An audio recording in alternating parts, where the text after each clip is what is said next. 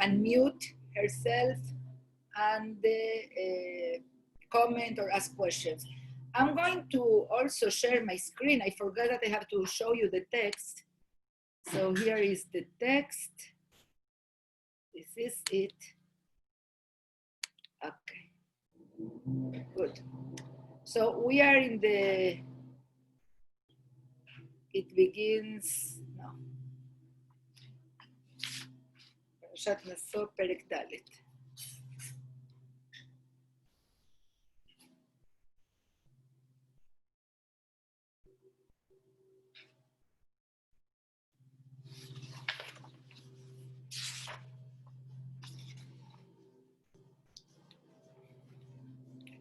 Okay, who has the, we have on Perek Aleph, Perek Dalet, Kaf Aleph. Dalet, Kaf Aleph, here. This is where the parasha begins, okay?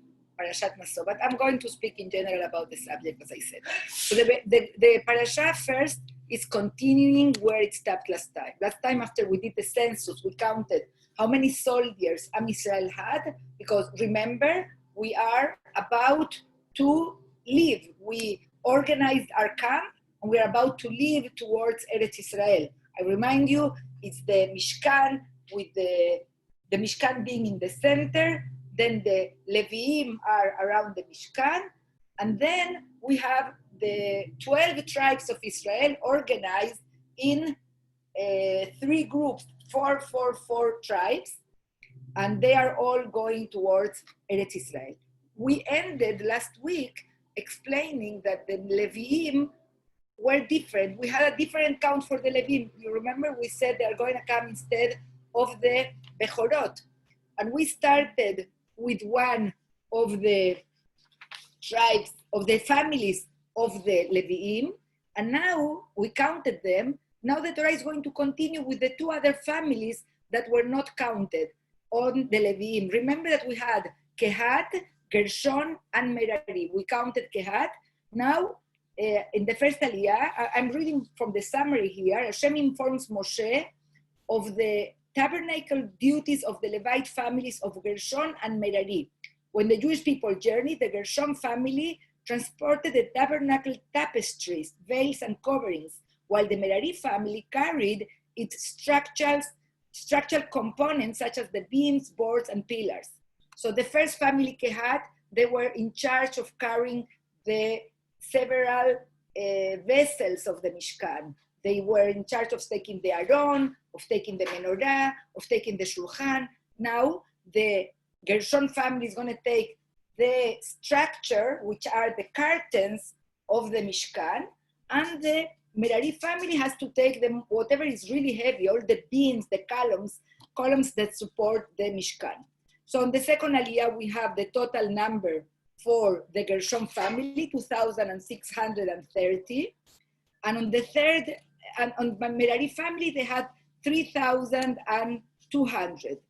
So this is, after that, we know that in total, there is a number of 8,580 Leviim, which mission is going to be to carry the Mishkan throughout the journey in the desert. Okay? So we are ready, as I said. We already know who is going to carry the Mishkan, what is the job of the Leviim. Now the Torah moves to speak. I'm sorry, just let me show you the last 2 psukim here. You see 48 and 49. Those recorded came to 8,580, the Leviim, the number of the Leviim. Each one was given responsibility for his service and portrayed at the command of the Lord through Moshe, and each was recorded as the Lord had commanded Moshe. So, okay, everyone knows already where it's standing, what is his job, ready, let's go. One more thing. The Torah is going to say now also which individuals cannot be inside the camp.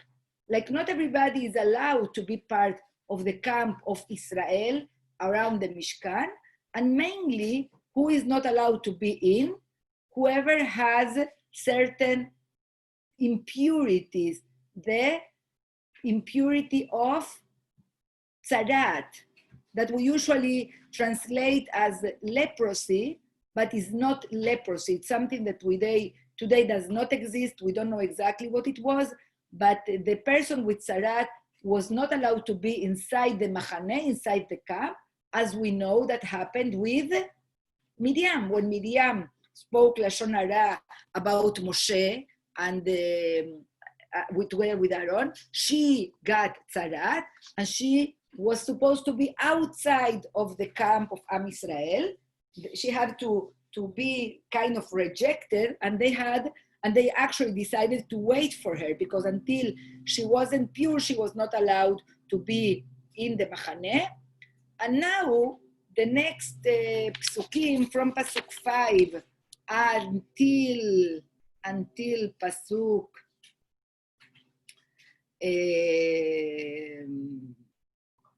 11, from 5 to 10, the Torah is going to speak about what happened with individuals that acted wrongly, that made a mistake, and they want to repair. So this is about how to make teshuvah. In this case, is bringing a korban chatat, and also, as you see on Pasuk 7, is the confession, the vidui, something that we apply in our days in Yom Kippur.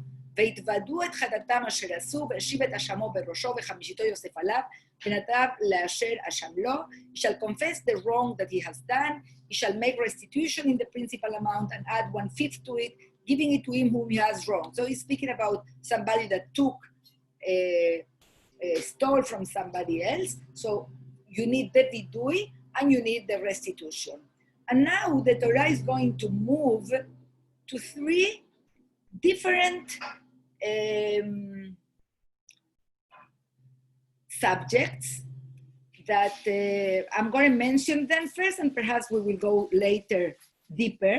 The first one, it speaks on from Pasuk 12, וידבר השם אל משה לאמור, speaks about Isha Sota. What is an Isha Sota? A woman that is being blamed for having been, for not being faithful to her husband.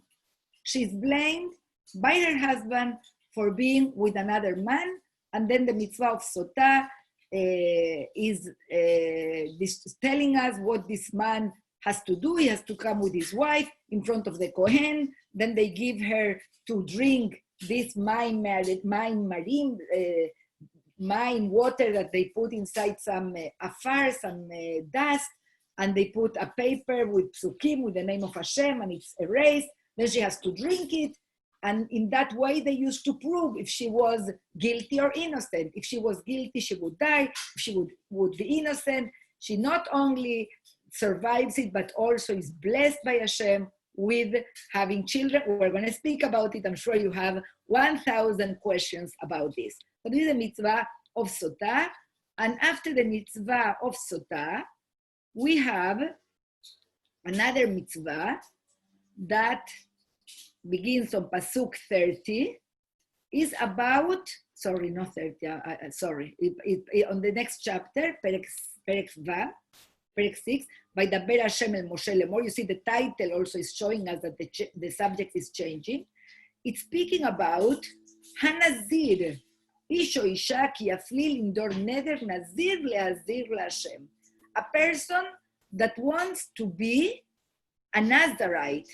And what is the Nazarite? The Nazarite is a man or a woman that is has the desire to be more of what the Torah demands from him. He wants to be in a higher spiritual level. He wants to acquire extra kedusha. And if you remember, we said during the parashiot that we were studying about the book of Vayikra, that the book of Vayikra was actually teaching us, Am Israel, how to be Am Kadosh, how to be a holy nation. So now we are getting these individuals that they don't feel that that's enough for them. They want more. So the Torah is not rejecting that wishful desire, that desire, the Torah is actually saying, okay, you want to be a Nazir, you want to acquire extra level, you want to take upon yourself more, okay, but do it my way, Hashem is telling us. And then the Torah is giving a set of laws for the Nazir. He cannot groom his hair, he cannot cut his hair or his beard, he cannot drink or eat anything derived from grapes and wine, etc. And he cannot come close to death, to dead people, to cemetery, even more strict than the Kohen. לאביו ולאמו, לאחיו ולאחותו, לא יטמא להם, even to the closest relatives. Even if his father or mother or his brother or sister should die, he must not defile himself for them, since hair set apart for his God is upon his head. Like he took upon himself these Nazarite laws. Kol ימי נזרו קדוש הוא להשם is considered as consecrated to the Lord, and then if somebody dies next to him, he has to break the Nezirut, and it speaks here about the Kohen. We'll talk more about the Nazir in a moment. And after this, what is the Torah going to speak about? It's going to speak about a beautiful, beautiful parashia in the Torah that is called Birkat Kohanim. Again, the title, וידבר השם אל משה לאמור, דבר אל אהרון ואל בניו לאמור, כה תברכו את בני ישראל לאמור להם, יברכך השם וישמרך, יאר השם פניו אליך ויחונקה, שא השם פניו אליך, וישם לך שלום, ושמו את שמי על בני ישראל ואני אברכם. We all know about Birkat Kohanim because this is in our lips as parents when we bless our children, and this is the bracha of the Kohanim in the Beta Knesset, something that we're missing so much lately. We're going to speak about it also in a deeper way.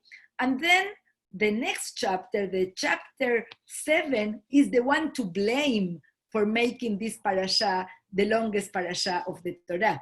It's a very long chapter. How many psukim does it have? Let's go down because I don't remember by heart. But you, look how many. 89 pesukim in one chapter. Chapter 7 has 89 pesukim. And why is it so long? Because it's a chapter that brings 12 times the same thing. It's repetition after repetition. And perhaps I will start from this, explaining this part. It speaks about the matanot, the gifts that, who are bringing these gifts? The Nesi'im, here. When is this happening? It's happening when the Mishkan was inaugurated, something that we saw already in the book of Vaikra. Why is it brought here? I'm going to explain to you in a second. It says, on the day that Moshe finished setting up the tabernacle, he anointed and consecrated it and all its furnishings, as well as the altar and its utensils, when he had anointed and consecrated them. And then Vaikrevu Nesiei Israel, the chieftains of Israel, the heads of the ancestral houses, namely the chieftains of the tribes, those who were in charge of enrollment, drew near, Vayaviu et korbanam, and brought their offerings before the Lord. What did they bring? Shesh agalot tzav ושני-עשר בקר עגלה על שני הנשיאים בשור לאחד ויקריבו אותם לפני המשכן. They brought 6 carts, like chariots, with oxen. For every 2 nesiim, they brought 1 cart, and for every one ox. So what is that they brought? They brought agalot, carts. Why is this mentioned here? Because this was extremely important and useful for what? For transporting and taking the Mishkan from one place to the other. Can you imagine having in the desert a galot with oxes? Like, we never pay attention to these details, but this is extremely practical and useful for the journey that they're going to begin now. That's why this is brought in this parasha. Now, everybody, all the Divrei Torah that I heard, all the articles that I read, all the rabbis love to speak here about a beautiful idea, which is really beautiful, and it's so interesting that the Torah is giving us this lesson to us. Why does the Torah Hashem actually takes the time? Why does it take the time? To make these repetitions. If you go through the psukim, we definitely could, let me just try to move this here. We definitely could read, let's say, from 13 till 17, I could do copy, and then it says here, that was regarding Bayom HaRishon, right? Who is bringing on the first day? Nachshon, son of Aminadab of the tribe of Judah. I'm sorry, they are doing my backyard. It's okay with the noise? Can you hear me? It's okay? Yes? Okay, I'm sorry. I apologize for that. So I could definitely do copy and then continue. And whenever he's going to speak about Bayom HaSheni is Netanel Ben Tzuar, I could do paste, which means perhaps the Torah did that, copy and paste. No, but of course not. And the Torah could have said, all of them, so Nachshon ben Aminadab brought this, and then all the rest brought the same. One sentence would have been enough. But the Torah is giving us a very important lesson, a very important message here, is the sensitivity of not making anybody feel bad, anybody feel less. You are all important. Also, you brought the same, but perhaps your intentions, your feelings, the way you bring that gift is absolutely individual to each one of you. It cannot be that I express or I feel the same, that the other person feel the same, and the other person feel the same when they're bringing the same thing. A gift always involves the gift itself and the feelings of the person that is bringing the gift. I don't know, when I read this part of the parasha, it always reminds me, sometimes it has happened to me that we have, I remember a specific situation and specific people, that I had a lot of guests, and it happened that I got 3, it wasn't Shabbat, and I got 3 flowers, I used to say, zerim of prachim. They all brought flowers. What do you do? How do you do to make them feel good? That you put flowers on the table and then you get the second one, and then how do you do? So we need to be extremely sensitive and say, wow, this is so amazing, because I usually put flowers in this corner and I love the flowers also here. And it's really an amazing teaching that the Torah is giving the recipient of the gift to be sensitive to the other that is bringing it, to give each person the importance and the attention that she deserves, and also to the person that is bringing, you know what? Don't think that because you're bringing the same is the same. How are you feeling about that? With what kavanah, with what intention are you bringing it? How much of yourself you're putting in the gift? We know how the Torah began. The Torah began with the, not exactly began, but the second the second idea that we find in the book of Bereshit is when Cain and Abel are bringing their offers to Hashem, and it has to do so much with the kavanah, with how much they cared about it. So this is how our parasha is ending, with these gifts of the Nesi'im, 12 times the same thing, to really teach us a lesson of how HaKadosh Baruch Hu related to each one of them as if it would have been the only one and unique. And of course, it's extremely important for us as parents towards our children. How do we give each one of them the individual and personal attention that they deserve? So I feel today like going from the end to the beginning. It's kind of cool. So I started from the end.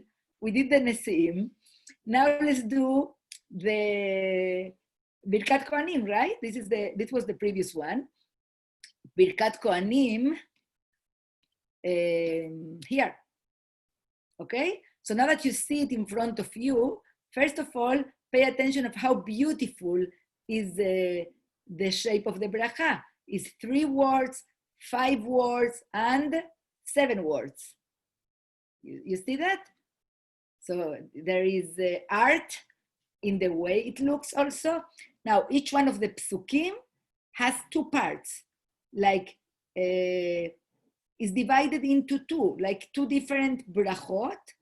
Yesterday I heard a beautiful shiur by my son Yaakov, and he was explaining actually that according to the interpretation that he brought, the second part on each one of the psukim is actually the bracha or the antidote for the negative consequences that this first part could bring to us.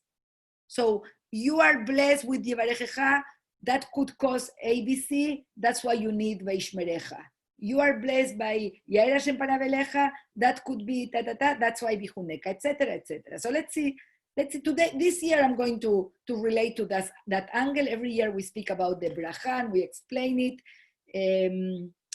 Before I go into the bracha, I always love, and you've heard it many times from me, that the fact that we use the bracha to bless our children also reminds us, I wrote an article about that, also remind us about what my position as parents should be. I am here and my children are under me. Not in a bad way, but in a very important way that puts me in a position of responsibility, of having to take care of their education. They are supposed to look up at us, the parents. It's a vertical relationship. And that's what allows us parents blessing our children. If I'm their buddies, if I'm only their friends, if I'm an equal, if we are only to play baseball and as American parents do, let's go buddy, and mothers and daughters dress the same, and we're all friends, why should I have the right, or why it even would even occur to me to bless my children? We're all friends, we're all the same. No, we're not friends, we're not the same. You are above your children, you have more experience, and there is a mitzvah in the Torah that takes care of that. And that mitzvah is kabel et avicha v'et imecha, ish imo v'aviv tirau. The relationship has to be a relationship of respect. Your children respect you. Of course, it involves responsibility and taking care of being all the time a role model and knowing that we are with a uniform, with the hat of parenting. So that's what makes me or gives me the right or that what creates this dynamic where parents bless their children. So this is regarding the bracha of the parents. Of course, the original way that the Torah is presenting it is Kohanim blessing Am Yisrael. Now there is a beautiful midrash that Am Yisrael come in Midrash Tanchuma. Amra Knesset Israel lifnei HaKadosh Baruch Hu. Am Yisrael came to HaKadosh Baruch Hu and they said, Ribono shel olam, לכהנים אתה אומר לברכנו? אין לנו צריכים אלא לברכתך. Hashem, why do you tell the Kohanim to bless us? We want the bracha from you. השקיפה ממעון קודשך וברך את עמך. Hashem, you. Look at us from up there and ברך and bless us. אמר להם הקדוש ברוך הוא. הקדוש ברוך הוא responded, אף על פי שאמרתי לכהנים שיהיו מברכים אתכם, אני עומד עמהם ומברך אתכם. Nevertheless, that I told the Kohanim to be those to bless you, I am standing there with them and I bless you.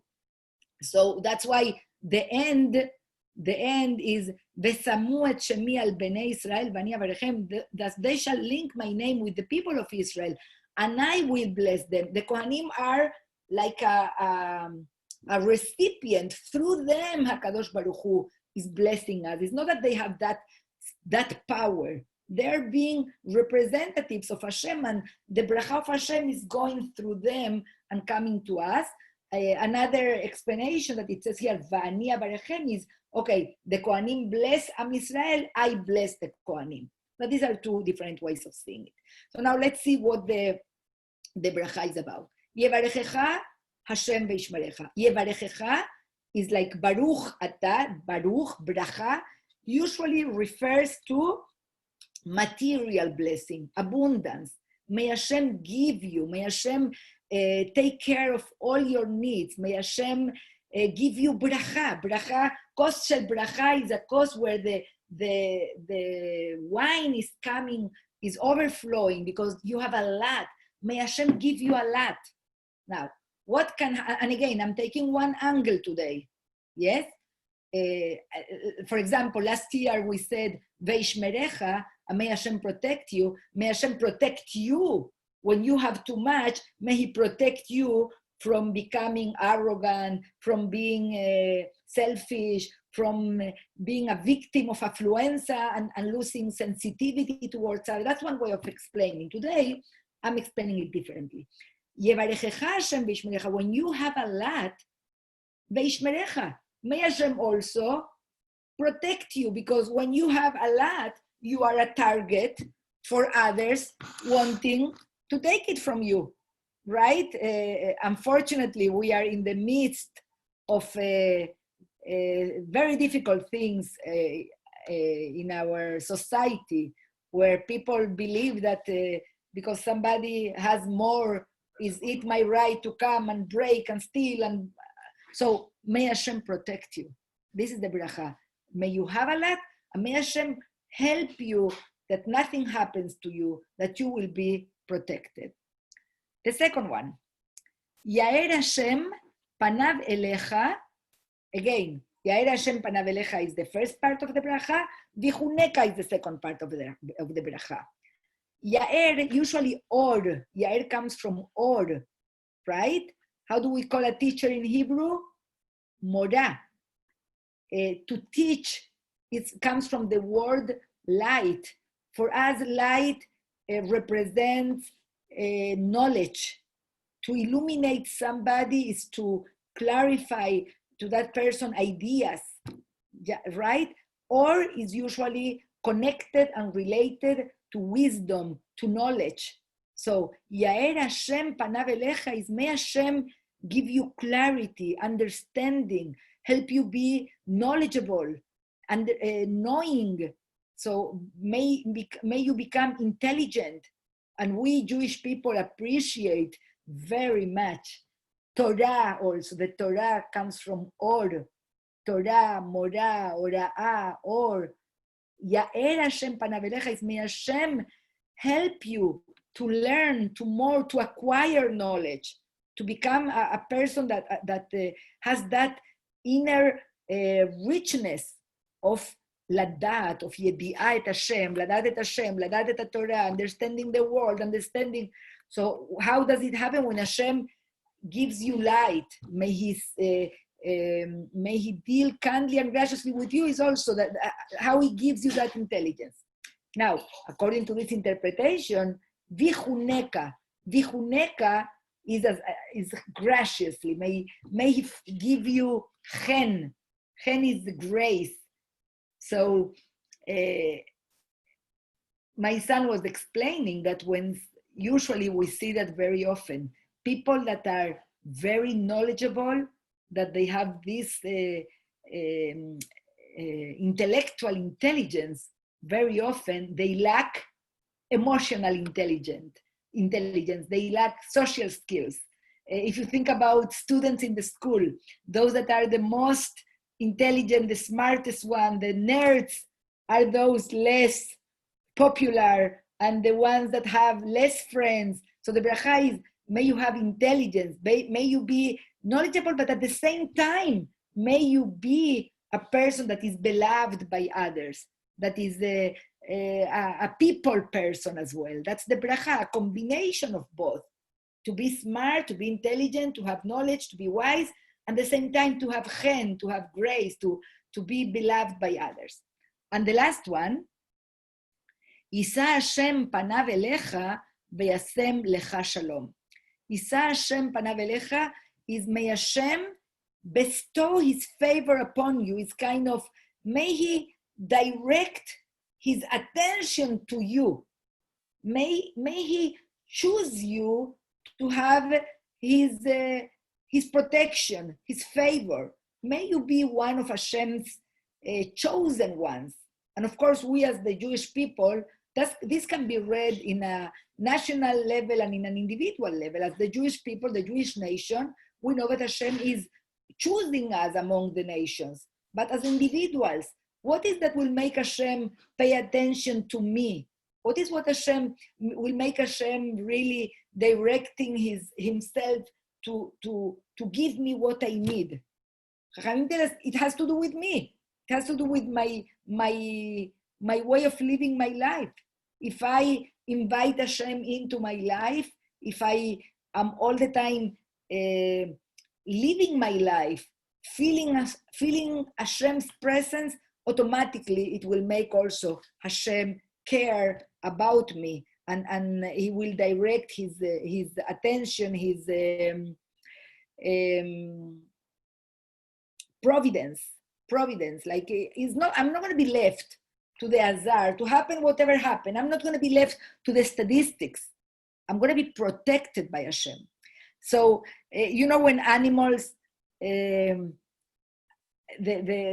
nature shows us that from a group of, let's say, zebras that are crossing a river and there are crocodiles there, for sure there will be a number of them that will not make it. And I know I don't remember, once I saw a documentary on that, it's known the numbers of zebras that are not going to make it, the numbers of those that will survive. It's about probability, statistics, it's normal, it's common. And the zebras know that. We're going to cross that river and the crocodiles are going to catch some of us. Who will survive, who will not? Statistics. Who knows?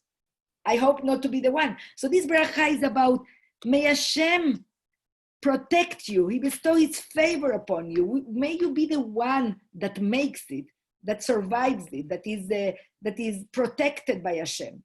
Now, what do I need for this? If I'm the one to make it, there will be others that don't make it. There will be others that are not so successful. And then that can bring a lot of machloket, of jealousy, of envy. So the bracha involves and includes also v'yasem lecha shalom, and may you live a life of peace. So this was one way of, a different way this year of understanding Birkat Kohanim. If any of you has a comment, a question, again, I remind you, unmute yourself and you're welcome to interrupt you. Actually, I would love that. I would love to have a discussion. I would love to be not the only person talking here for an whole hour, but it's okay. Now we're going to go to the Nazir. Again, today I'm going from the end to the beginning of the parasha. The Nazir, as I said, is a person that is have this jealousy that he wants to be more. He wants to be more spiritual, and we see people like this.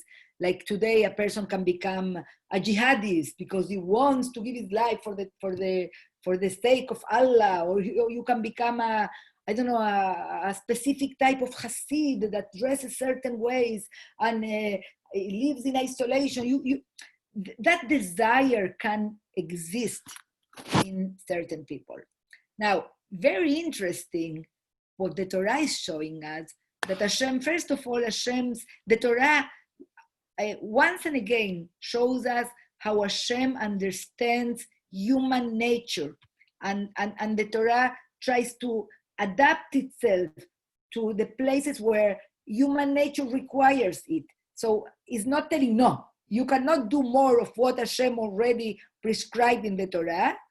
It says, okay, but again, he shall abstain from wine and other intoxicant. He shall not drink vinegar of wine or of any intoxicant, neither shall he drink anything in which grapes have been steeped, nor eat grapes fresh or dried. Throughout his term as a Nazirite, he may not eat anything that is obtained from the grapevine, even seeds or skin. So the first prohibition is wine. I don't have exactly examples at this moment, but it's known that many sects or people that show themselves as being in a higher spiritual level, they fall into addictions. or they go through addictions, or like with certain drugs you achieve this pose of that where you can really see very special things. That Torah is telling you, you want to be special, you want to be in a higher level. No addictions, no wine, no recurring to external things to help you to elevate yourself. You will have to find a way to elevate yourself. That's the first prohibition of the Nazir. The second one is also there is a risk that you are going to be too focused with your appearance, with the way you look, because as we said, some people will start dressing specifically in certain ways because it's a human way that we try to show what we are. So here the Torah is taking care of your appearance. You know what? You are not going to even cut your hair. You are not going to groom your beard. Your appearance is going to remind you of the fact that it's not about appearances. It has nothing to do with it. I'm going to read the Psukim 4 and 5. Throughout his term as Nazirite, he may not eat anything that is abstained from the grapevine, even seeds or skin. Throughout the term of his vow as Nazirite, no razor shall touch his head, shall remain consecrated until the completion of his term as Nazirite of the Lord, the hair of his head being left to grow untrimmed. And then we have the prohibition not to come where there is a dead person. We spoke last time how there was also always this tendency to make from the world of the dead a holiest department, a holiest area that is so secret. We don't know enough, and I communicate with the dead and they tell me, so I say, no, nothing. You don't get even near it. You don't come close to people that are dead, and even to your family. For you, you want Kedusha, you have to understand what for sure is not Kedusha. So it's nothing that has to do with these three areas. And usually the Nazirut would last for a month. Then at the end, he has to bring a korban. Some interpretations say you bring a korban because you are not continuing. You achieve this level and you are abandoning it. But other opinions will say actually the opposite. You bring a korban because you thought that my Torah is not enough for you to be kadosh. Okay, so now I'm going to go to our next chapter. Not our next, but our previous subject. That is, I'm sure you are all very intrigued by it. Biton. Yes. Sorry, it's Angela again. Sorry to bother you. So I have a question. So these were all the things that a Nazir could not do. But is there something that once you choose to be a Nazir, you must do? Like, should you sit down and read Torah all day long? What is it that you have to achieve? Okay, so usually that's what they would do. They would kind of, okay, that your question is giving you your answer. These things that you are doing are also going to help you to focus in learning, in becoming more spiritual. It's very similar, if you remember, to the restrictions that a Kohen has. So you are like, it reminded me this, I told you once, this story of a child, a person that comes to the rabbi and he tells me, I want to be a Kohen. Do you remember that? Please, Rabbi, I want to be a Kohen. Rabbi says, I'm sorry, I cannot make you a Kohen. This is something that is not, you cannot choose, but please, and I will pay and I will give this donation. And he comes and knocks the rabbi once and again, until one day the rabbi said, but why do you want so much to be a Kohen? You can be a good Jew without it. And he says, Rabbi, my father is a Kohen. My grandfather is a Kohen. My great-grandfather was a Kohen. I also want to be a Kohen. So he didn't know that it came, but it's kind of wanting to be in a level that is superior. Of course, yes, you're right. It involved being in a higher spiritual level by studying, by connecting, by praying more. But it has to come together with these three elements, and these elements are going to help you. The fact that you don't cut your hair, you kind of. Others will see you already as different. You cannot socialize. You cannot go to the bar. There was no bars in those times. You cannot be partying with your long beard and hair. You cannot. You don't go to a levaya also. you cannot drink. So yes, it's in order to study more and become more spiritual. And while we read this psukim, I don't know what about you, but immediately, which Nazir we remember? Which Nazir we all know? Shimshon?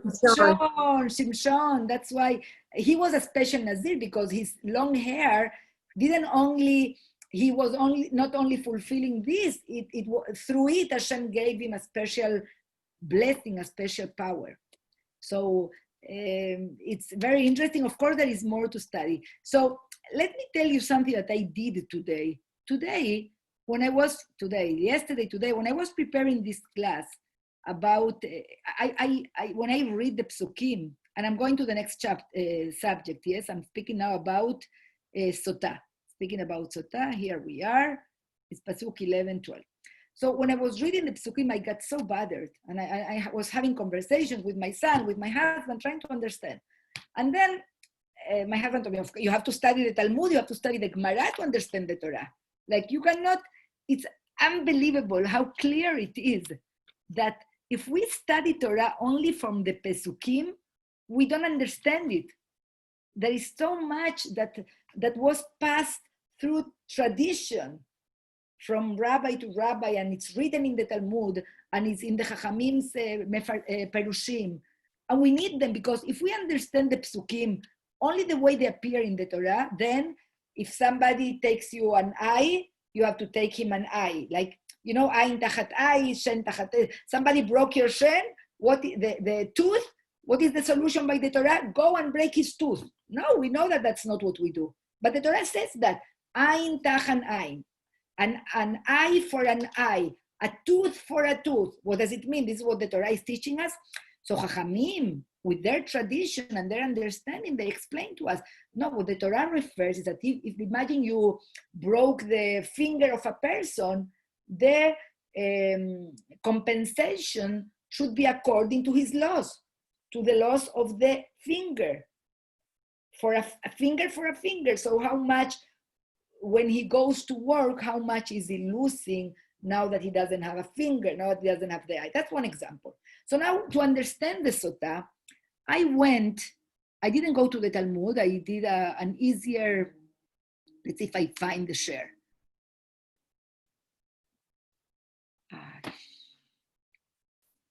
Okay, you will have to forgive me a second. I'm going to try to find it in a different way, just a second. Have it here. I went to Wikipedia in Hebrew. Don't tell me I don't have it here. No, I don't have it here. Okay, I have 10 minutes, so I cannot. I recommend you to check, whoever speaks Hebrew for sure. Go to Wikipedia in Hebrew, and the text is going to teach you about so many laws of the Sota. Anyways, let's read the Psukim. From what we see in the Psukim to the real thing, there is a huge distance. And now I'm sorry I didn't leave more time for this, because this is so important to me that we understand it ways. So what is this about? This is about a husband that is jealous from his wife.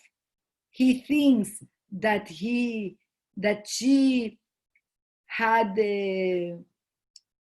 relations with another man, and nobody saw them, and she wasn't caught, because if she's caught, the halakha of the Torah is very strict. You know, the Torah really believed in the sanctity of marriage. So he gets very jealous, and what do they have to do? The Torah says you have to bring her to the Kohen, and with a korban. The korban is with a barley flour, a very dry, simple korban, because it's a very serious matter. Not oil shall be put, nothing else. This is a meal offering of jealousy. And then he brings the Kohen, and the Kohen, what does he do? He takes sacred water in an earthen vessel, and taking some of the earth that is on the floor, the priest shall put into the water. And then after he has made the woman stand before the Lord, he shall bear the woman's head and place upon her hands the meal offering of remembrance. And then the priest's hand shall be the water of bitterness that induces the spell. he tells her, he adjures the woman, saying to her, if no man has lain with you, if you have not gone astray in defilement while married to your husband, be immune to harm from this water of bitterness that induces the spell. But if you have gone astray while married to your husband and have defiled yourself, then you are going to die. That's how it was. And she has to, then he makes her swear for that. And he says, may the Lord make you a curse and an imprecation, and these waters will come, enter your body, causing your belly to distend. And everybody says, amen, and this is written, and he gives her to drink, and then he takes the korban, and etc., etc. She drinks. If she defile herself, then she's going to die in a very difficult way. But if not, if the woman has not defiled herself and is pure, she shall be unharmed and able to retain seed. And this is the Torah Hakenaot. I'm going to check something in my history. Let's see. Oh, what happens here? Anyways, how that sounds very, very barbaric to us. It sounds really really difficult. Okay, I found it. It's in Hebrew, so it doesn't help you a lot. But let me just, according to the Psukim, we understand that it's terrible, it's barbaric. This woman is being suspected by her husband, and then she has to go through this.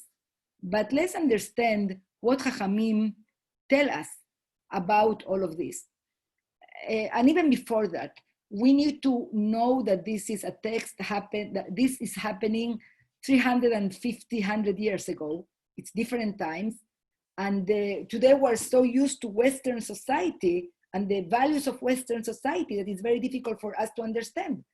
And even today, like we could think about 2/3 of the world that is not living by the philosophy of Western values.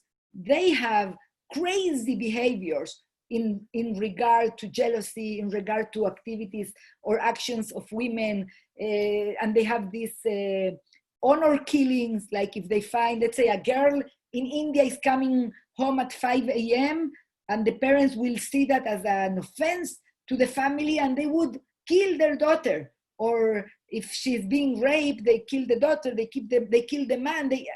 There is a lot of killing and violent behaviors around sexuality, around jealousy.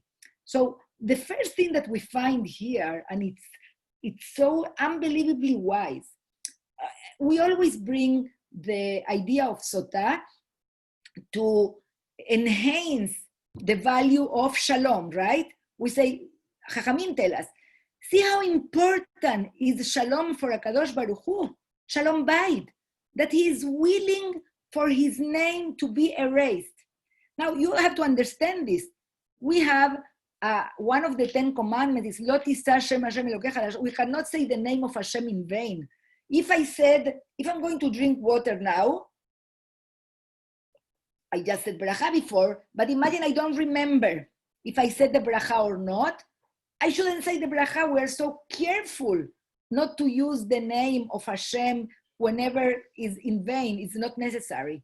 So here Hashem is giving us the instruction, take my name, put it in this water, my name is going to be erased. Erasing the name of Hashem in this low way for a woman that perhaps was unfaithful with her husband. See how important is kavod, is the shalom bayit in the eyes of Hashem, that he's willing to erase his name to bring peace into the family. Because at the end of this process, if the woman was innocent, there would be peace, there wouldn't be any more jealousy, the relationship would be restored, she will have a child, the family would grow, and it would be a new beginning, a new bracha. That's one thing. But more than that, the fact that Hashem is telling us to erase his name is teaching us, whenever there is an honor killing, usually the family is, the husband is trying to restore their honor, right? Hashem is telling us, it's not about your honor. The offense whenever there is unfaithfulness, whenever there is behaviors that are not right between husband and wife, is my honor that is offended. This is what Hashem is giving us the message. And this is a crazy idea that we think that marriage or the sanctity of marriage or the commitment in marriage is only between husband and wife. That's not the way it is. We do kiddushim, we do a chuppah in front of society, in front of the Jewish people. That's why we have two edim, and in front, and mainly in front of HaKadosh Baruch Hu. So we need to know that all the effort that we have to put in our relationships, in our marriage, in keeping the kedusha, in being committed to each other, is because, not only because the honor of each other, yes, that's important, but we cannot forget a very important factor in the equation, that is the presence of HaKadosh Baruch Hu in each one of the homes of Am Israel. So anyways, what I wanted to show you, and I'm going to read you something about this, but before that, what I wanted to show you here is that Chachamim bring a lot of halachot that are not clear from the psukim themselves. First of all, it's not only a jealous husband, a controlling husband that decides to be jealous and then he has to bring his wife to the Kohen. This is, first of all, it takes time. It's a humiliation, embarrassment, takes the Kohen's time. No. We're speaking about a specific situation. It's a woman that was already warned not to be in yichud, isolated with a man, and she still goes and does it. Also, the fact that she has a way out. She could decide, I don't want to do that.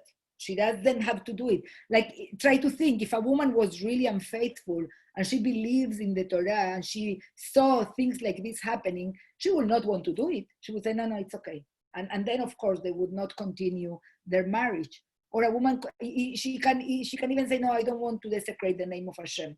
She could say that. But whenever this is done, it's because the woman knows that she's innocent and she wants, and perhaps she didn't act the right way. She did something that was inappropriate, but she did not sin. And it's important for her also to clean her name and to restore their relationship, the beauty of their marriage. I wanted to read for you, and I don't have time. I should have done the whole class about Sota, perhaps another time. I went to Halacha of the Day. This is from Rabbi Yosef Bitton. And whenever he writes about the commandments, the Aseret HaDiberot, has a beautiful entry about relationship between husband and wife. And you would have to forgive me if today I go be 5 minutes extra. Whoever needs to leave, please, you can absolutely leave the class. One thing is important for us to remember. Usually when I find myself, every time I teach Sota, I find myself being apologetic, explaining, oh, it was another time. It's not the way it is today. We're very apologetic and we get horrified by this type of ideas. But how about understanding also what is behind it? Today we, as I said, we live with Western values and we don't realize how terrible is when a married man, a married woman breaks boundaries that are so important to keep the holiness of the marriage. Like, I know, I find myself, sometimes I've seen, let's say, a show, a movie, and let's say the main character is unfaithful, and suddenly I wake up and I say, hey, what is happening in your mind?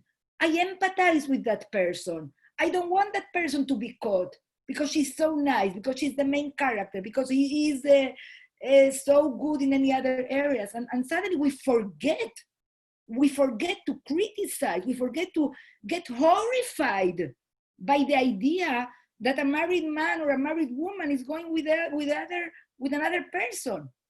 And there is no justification. It could be, oh, but she was so unhappy in her marriage. Oh, but he didn't have with whom to talk. Doesn't matter. Our marriage, the sanctity of a relationship between husband and wife is not only the husband for the wife and the wife for the husband. Yes, that's extremely important, but is in front of HaKadosh Baruch Hu. He is offended if I don't act in ways that protect my marriage. And that this does not mean only don't do this, don't do that. It means that I have an obligation to work hard to protect this relationship. And whenever I see that things are not going exactly the way, I have to break walls. I have to go to therapy. I have to speak with people. I have to do a lot of introspection to see what I can change, because it's very difficult to control how the other behaves. I can only work on what I do. So I'm going to finish the class. There is so much more to speak about this. I found it interesting to read this entry about this, the seventh commandment that speaks about no, not going, not enough, not going, God forbid, one of the commandments, not being unfaithful with a married woman, with another person. And my husband took it to a very delicate angle that speaks and gives advice of how to prevent that. So let me read for you. In these past days, we've been learning about Jewish morality in the area of sexuality. Knowing the moral codes of the Torah is essential to protecting marriage and faithfulness. Today, I want to finish the study of this commandment with one last reflection. And again, I'm doing this to contrast the terrible feeling that we get when we read Sota. Let's have terrible feelings when we hear about unfaithfulness. We have explained that sexuality in Judaism is sacred and exclusive. The sanctity of this act has to do with the framework where it takes place, marriage. There is another element that also belongs exclusively to the relationship of husband and wife, of utmost importance and of which much less is spoken. Let's see. The first time the Torah describes a sexual relationship is with Adam and Chava. It says, and Adam knew Eve, his wife. This knowledge is not physical, but emotional, and is conducive to sexuality. Therefore, it should also be reserved for the husband-wife relationship and should not take place outside of marriage. Adultery often occurs without premeditation. That is, feeling between two people might develop without one realizing it. As we have often explained, the Jewish strategy to protect marriage loyalty is to set certain barriers or preventative measures, such as yichud. What is yichud? Not to seclude with another woman or another man other than one spouse, or to avoid physical contact, shomer negia, with the opposite sex, etc. We must also be aware that when we relate to people of the opposite sex, we must maintain an emotional distance, knowing that adultery usually happens as a consequence of a previous emotional connection. Some people feel lonely and then they start speaking with the person of the opposite sex as if in an emotional level. So good relationships between human beings begin with respect. I cannot relate to someone, to my neighbor, for example, if he does not respect me, or if I do not respect him or her. Respect is the most primary requirement of every human relationship. Then when that relationship grows a little more, we would be talking about cordiality, which is one level above respect. In a relationship based on cordiality, there is a positive communication, a good understanding, and a healthy exchange of ideas. So that is okay to speak with respect, to speak with cordiality, exchanging ideas. Then the relationship can reach the next level. And this is where Chachamim teach us to be careful. The next level is a level of emotional trust or emotional closeness. In Hebrew, we say, keruv hadat. In a relationship of cordially, ideas and thoughts are exchanged. In a relationship of cordiality, ideas and thoughts are exchanged. But in a relationship of emotional trust, what do we share? Feelings, secrets, and more private information is exchanged. This relationship, let's say, God forbid, I would speak with another man about my husband, or my husband would speak with another woman about me. This is very personal. This is very intimate. So this is the things that Chachamim are warning us about. This is a more intimate, this is called knowledge, that, as we saw in Adam's case.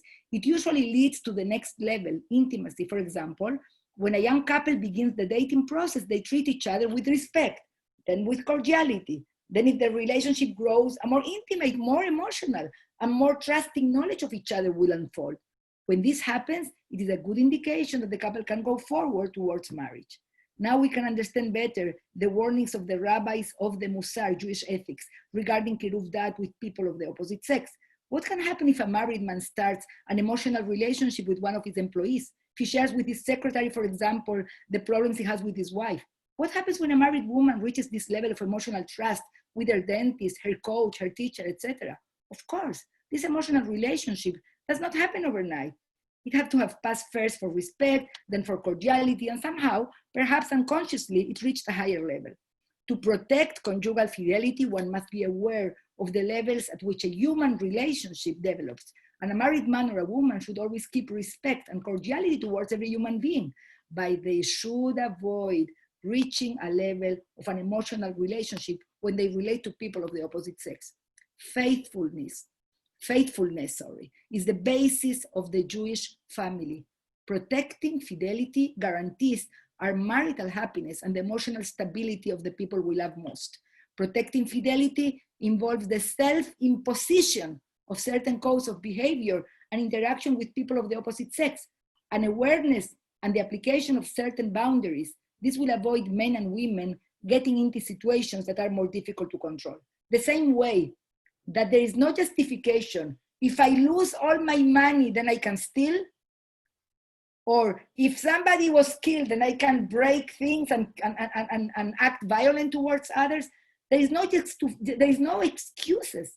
The same way, if I'm not happy, if I'm feeling lonely, I can do whatever I want. No, because we have the kedusha of marriage, and Hashem is there as part of it, and he's the one that is offended. So that's why, to finalize, Sota sounds barbaric, Sota sounds so much out of our terms, but let's remind ourselves what are the Jewish values for a marriage, and also we have to know that we need the Perush of Chachamim to understand that it's not exactly how it looks in the Psukim. There is more than that, and it's a woman that really was warned and she acted in an appropriate way. Thank you so much for bearing with me extra time. And this was important to me, and I'm sorry I should have perhaps started earlier, but okay, you are unmute, and the class is over. Whoever has a question can stay, and the rest, have a great day. Shabbat Shalom. Thank you. Shabbat Shalom, Koti, as usual. It was amazing. Pirkei Avot is never over. It's a Mishnah. Like, the minhag is to do Pirkei Avot from Pesach to Shavuot. But so we cannot continue with it? You know what? Let's make a send me your feedback, because I was planning to move into values of the Jewish home. So that was my idea, unless I get the request to stay with Pirkei Avot. But that's usually what we do. We study Pirkei Avot between Pesach and Shavuot. Okay, girls, thank you so much for being here. Thank you. Have a great Shabbat. Thank you, Mrs. Bitton. Shabbat Shalom. Thank you, ladies. Thank you, Mrs. Shabbat Bitton. Shalom. All the best. Bye-bye. Thank you so much. You're welcome. I'm trying Thank you. trying Mrs. Bitton, I loved what you said about Or. My Hebrew name is Orly, and I learned so much more about my name. Thank you. Oh, beautiful. Beautiful, Orly. What? May you always have Or in your life. Amen. Thank you. And I know your daughter's name is also Orit. I And remember. my mom was Or also. Yes, I remember. I was praying for her. In Spanish, oro is gold. So I'm not sure what was exactly the source of her name. Okay, so I'm going to end the class. I'm trying to end this class. I don't find how to finish it. Okay, back to me. Thank you. Thank you, Arab. Shabbat Shalom. Okay, Shabbat Shalom. Bye-bye. Bye-bye. I cannot leave this class. Okay, pause sharing.